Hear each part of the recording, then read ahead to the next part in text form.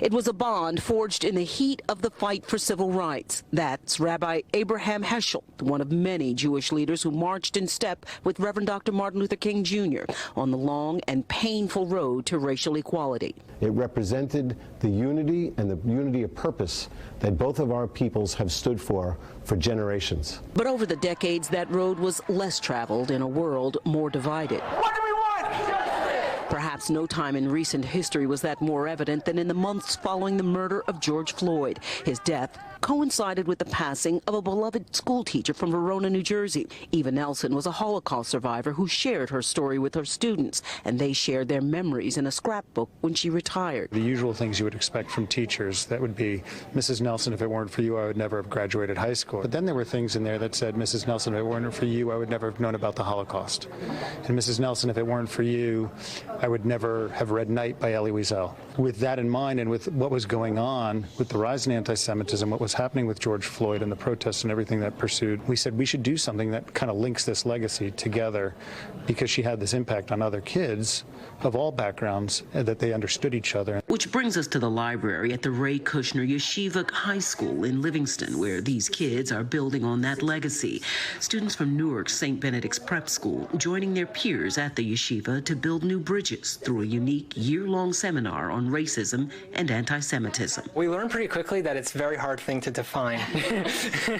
So a lot of it was about, trying to talk about, well, would this be considered anti-Semitism? Would this be considered racism? And then, trying to understand how we would differentiate. The first time we started talking and there was nothing. Like for 20 minutes. Crickets. Oh, you hear even though we're virtual. We kind of looked at each other like, okay, how's this going to happen? After all, most of these kids had virtually no contact with people outside of their own communities. Prior to this, I never really connected with anyone outside of my community.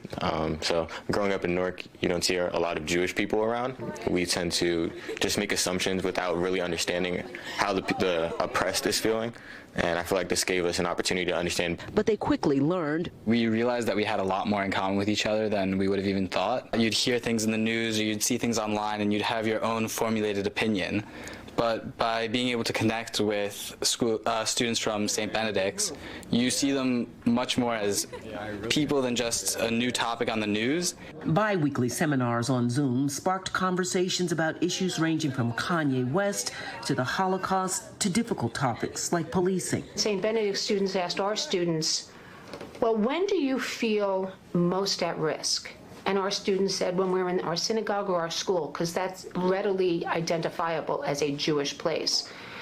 But we feel more secure when we see the police there to protect us, which led into a whole conversation from St. Benedict students about that's not how it works for them, and how they're taught by their parents how to address the police, how to put their hands when they're stopped.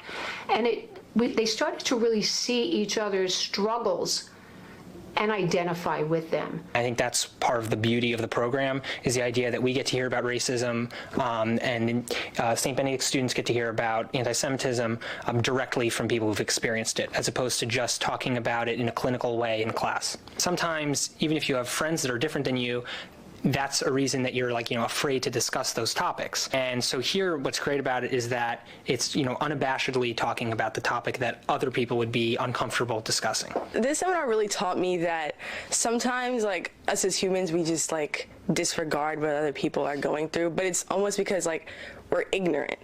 When I had the conversation with some of my classmates about this in Miss Rose's class, actually, and we were talking about the Kanye West situation, and some people were like, what is anti-Semitism? Teaching our peers that there are people who struggle outside of us, and we can help them, because we can have these conversations, we can sit down and educate ourselves, and it just showed me that these things exist and they're more prevalent than we think. The biggest thing is, what Joy mentioned earlier, is education. Understanding what they've gone through. Okay, we learned it in a history class, but we never learned it with the Jewish person in the room. It makes a difference. It makes you pay attention more when you have that face connected with the experience. They They've taken that experience beyond Zoom, visiting each other's school campuses, bonding to build bridges. It's just going to galvanize me to be more of an ally and be more open to other ideas and other struggles apart from my own. So if someone approaches me about anti-Semitism, I can find connections and how it relates to racism, and I feel like the hardships is what brings us together. The struggle brings us together. Just listening to what the kids were saying, it's more of, I see a sense of community. I see a community being built. The idea to take this lesson beyond these walls. I would think to fix the situation, it would be to have more talks and conversations like these that we're having, and just to educate each other more on just how we can better ourselves in our communities. I feel like in school, my biggest takeaway is I love to speak about it with other students and make them recognize that people outside the community recognize us and they see us. You know, the school has this saying of whatever hurts my brother hurts me. Whatever hurts my brothers and sisters really hurts me too. And when you understand that, when you really can feel for someone else, that's when we can really start to kind of build back up.